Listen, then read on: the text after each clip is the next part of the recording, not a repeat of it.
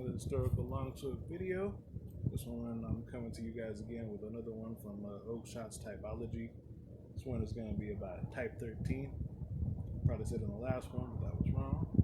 This one is probably the last one for like the old Norman period before they get in like 1200 AD.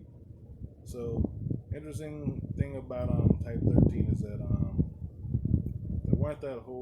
there weren't very many made. It wasn't a very commonly made sword.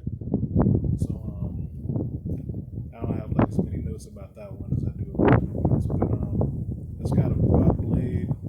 Fully goes about halfway down the blade and whatnot, and I'm sure I don't have to like really tell most of the people that watch this channel this already, but this here is basically like a fuller.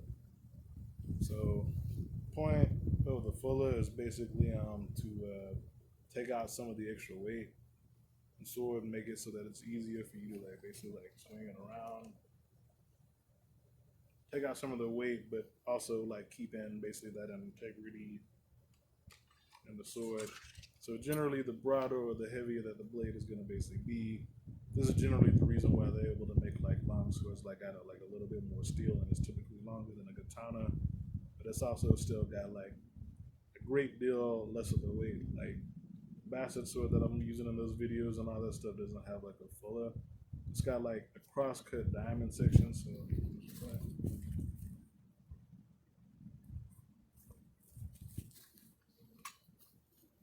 so it lends to it being like a pretty good and decent cutter and all that stuff, but like this one doesn't have like the weight, or it doesn't have like the fuller running around it, so it actually like it's a little bit heavier and a little bit slower when I swing it.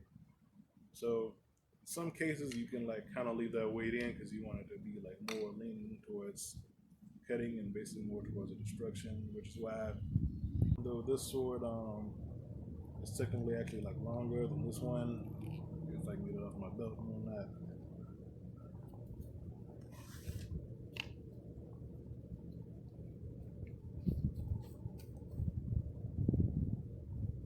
Yeah, the bastard sword is like shorter technically, but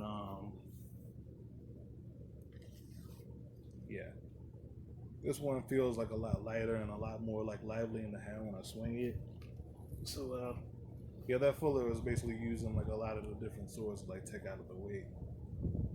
So in like almost just about every sword in Oakshott's typology, he talks about like a type of fuller in it, which that's why it's important. So yeah. So the whole distal taper as well as the fuller process was like basically a part of like improving the whole longsword technology, making it so that you can make it pretty long but always like usually pretty light and easy to wield, and basically more effective when you did have to actually go fight with it. So it's just something to go over. But yeah, the Type 13 was basically like a pretty broad, more dedicated. Like the Type 10 and 11, it had like sometimes like a rounded tip, and it wasn't like very like distally tapered. Like it has more distal taper probably than Type 10 and 11, but like less than you need to actually be able to like get around chain and whatnot. So yeah, it's another one of those Norman period swords. They were real up and close and personal with the whole hacking bit. So that's it for Type 13. Hope you found this one pretty useful and helpful. So see you in the next one.